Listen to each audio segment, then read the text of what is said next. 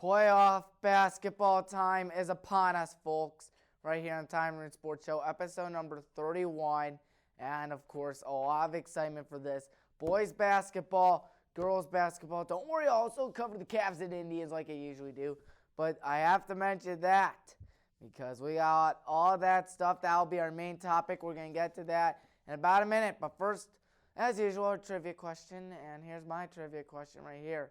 So my question is, when will Cleveland host the NBA All-Star Game? And the correct answer is 2022. That's right, The Rock will be hosting in the year 2022, 1981 at Richfield, 1997 at the Gund, and 2022 at the Rock. Gund, Rock, same thing.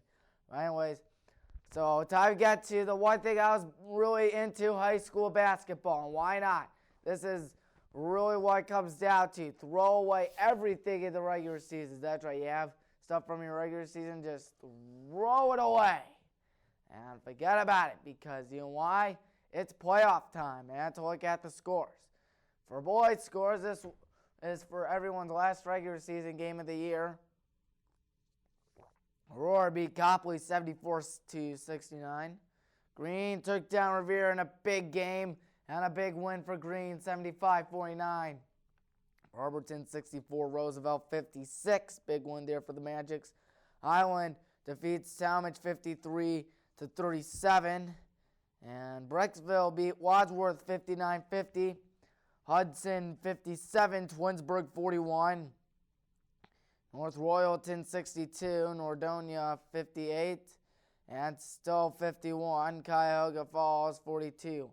And right here on WCTV and Tommy Maroon Sports Show, we would like to give a big congratulations to Revere and North Royalton for winning the American and National Conference.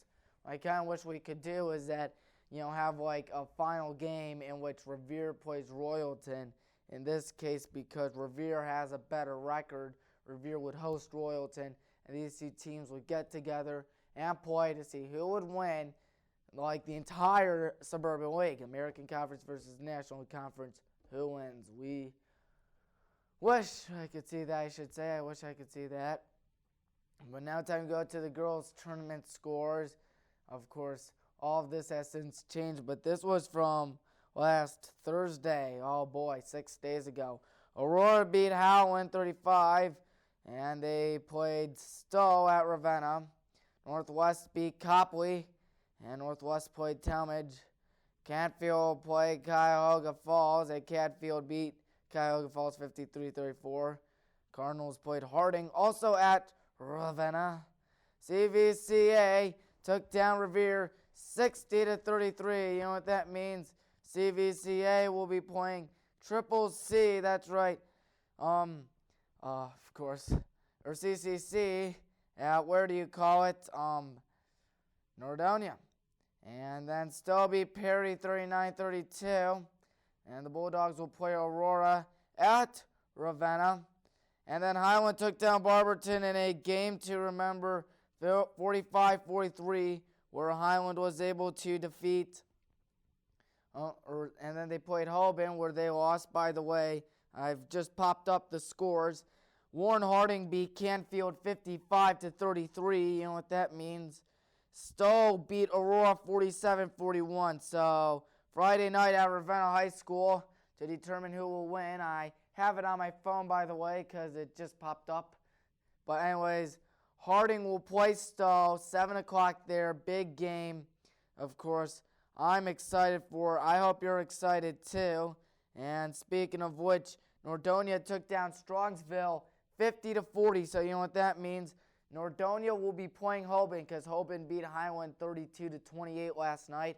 Also on Friday at 7 o'clock. So right there, Talmadge beat who Talmadge beat again? They beat Marlington 36-29. Blue Devils will play Northwest at Lake High School. That's right, L-A-K-E, Lake High School. Maybe I could find that.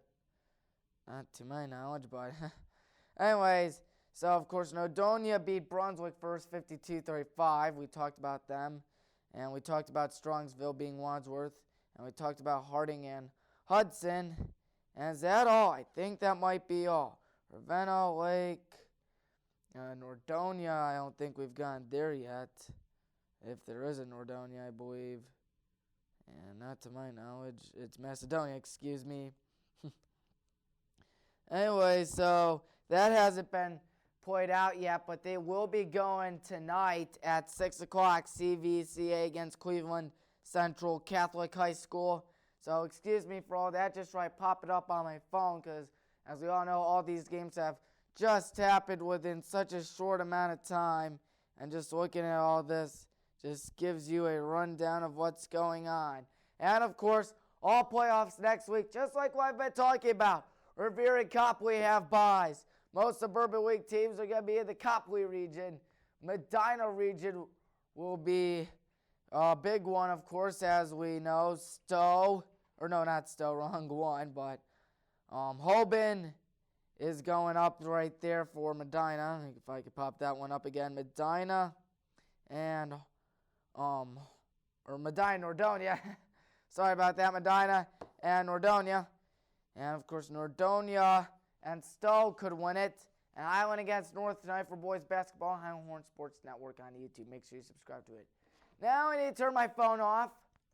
And we need to talk about the Cleveland Cavaliers player stats. Excuse me if that was a little not smooth right there, because this was literally just improvised because of all scores, as I previously mentioned last night.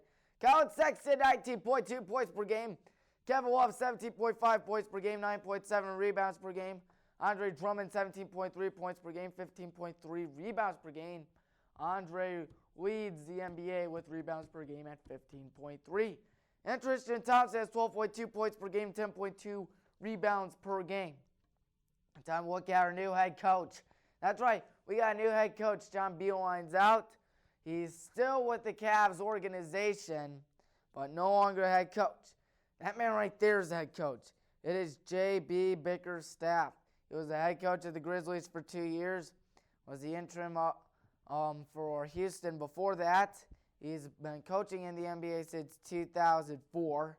He was previously our assistant coach, and his father, Bernie, is Cleveland's senior basketball advisor. And JB is still yet to win an NBA Finals, which hopefully that'll change soon. And by the way, the first 3 games have gone with JB. Something's telling me good stuff is going to happen. First things first, Cavs against the Wizards.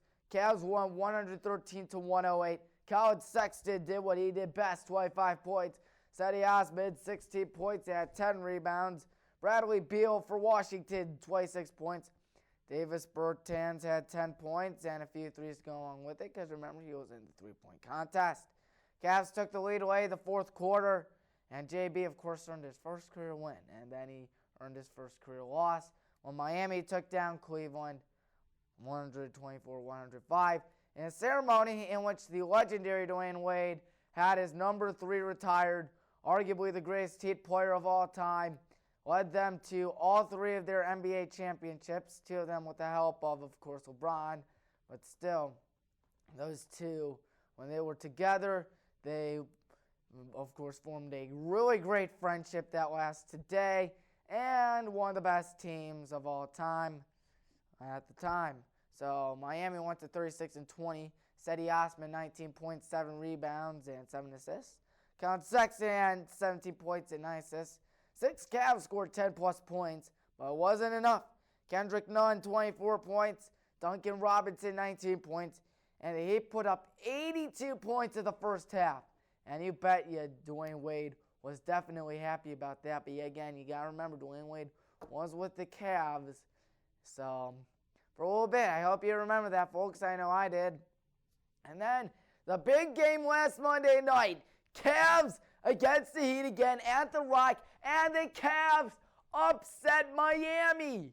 That's right, a big upset. 125-119 in overtime. And Cleveland went to 16 at 41 following that. Miami 36 at 21. Kevin Porter Jr. definitely showed us all what he could do. 30 points, 8 rebounds. Kevin Love, 17 points, 14 rebounds. Tristan Thompson, 15 points and 9 rebounds. Bam Adebayo had 22 points and 13 rebounds. Goran Dragic had 22 points. Kendrick had 21 for Miami. And the Cavs overcame a 22-point deficit. That's right, a crazy 22-point deficit, forced overtime. Absolutely insane. They were down 10-0. They didn't even get their first bucket till the first 3 minutes had passed. That was insane. And we'll be going up against the Philadelphia 76ers tonight at the Rock. Hopefully we can win that one. Of course, Philadelphia, despite their struggles off the court with relationships with one another, they're still a playoff team, of course. They have not been the same since Kawhi hit that buzzer beater. Now it's baseball season, as we're all aware. Spring training is upon us. And Delano DeShields Jr. led off for a spring training lineup on opening day, followed by Mike Freeman, Domingo Santana, then Franmil Reyes, Bobby Bradley, Christian Arroyo, Greg Allen, Yu Ching, and Kung Kwan Giljaw. Sorry about that. Say that 10 times fast. Kung Kwan Giljaw. That will be a fun name to pronounce. Hopefully I can see him in the MLB so I can say that more often than not. Spring training, of course, we'll continue with that with looking at Goodyear Ballpark in Goodyear, Arizona. That's right, we play in Arizona, for those of you that are not aware and still used to Cleveland playing in Florida. Of course, we used to play at Winter Haven. That changed, I believe, in 2009, I want to say, which we came to beautiful Goodyear Ballpark, also home of the Cincinnati Reds. So Goodyear Ballpark. Goodyear is a suburb of Phoenix, and of course is not named after the tire company, contrary to what one might think. And no, Goodyear was not named, from my belief, after Goodyear, Arizona, because Goodyear was made in Akron, not Arizona. So of course something every Akron person definitely takes some pride of. Arizona teams like us, we're in the Cactus League. Teams in Florida are in the Grapefruit League. So we do not play in grapefruit teams. Time to look at the scores. I was only able to get two, the first two of the season. Indians against the Royals. Indians won at 9-5. And with the win was James Karinchak. The loss, Kyle Zimmer. Mike Freeman went 1 for 3 with 2 RBIs. Fran Meal went deep. Gavin Collins also went deep. Indians scored 5 runs, 5 consecutive runs, may I add. And the Royals scored 2 in the 9th inning to make it a close game, but it wasn't enough. I believe Bubba Starling hit a home run for those Royals. Indians against the Rockies. Rockies, what a crazy 12-8 ball game. It was almost as if it was at Coors Field, but it wasn't, of course. Both teams went to 1-1 after it.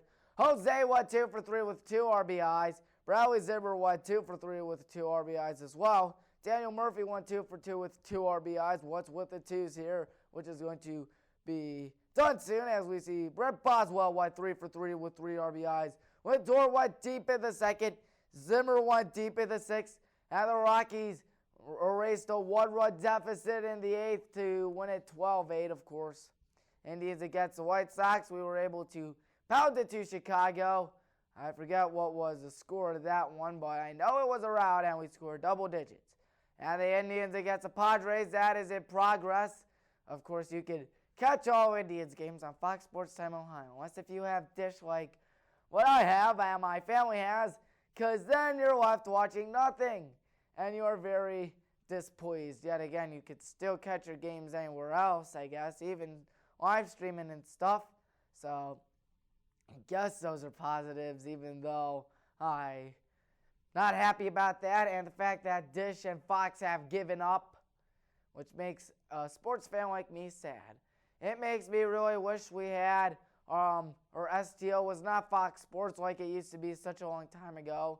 You know, something like what MASN is for Baltimore and Washington, or NESN for Boston, or Yankees Entertainment and Sports Network for the Yankees, of course, or SNY, Sports New York for the Mets. And you got the gist. I kind of wish that was us. But alas, or no AT&T Sports either, or NBC Sports. Guys, we're off with Fox Sports, I guess. Of course, Fox Sports is very powerful, but yet again, the fact that we can't watch it makes me sad. Guess I'll be stuck watching NASCAR on Sundays instead. Of course, NASCAR's been really fun this year. Of course, maybe I'll talk about that soon. Watch the first 2 races. Of course, that one in Vegas was a good one. And we'll be done. Now, time to look at the wrap-up. I believe Joey Logano won that one, but how many coaches have the Cavs had in the last 10 years? Once again, how many coaches have the Cavs had in the last 10 years? Got your answer? Why, we'll get it soon. Till then, Tommy Maroon, so long.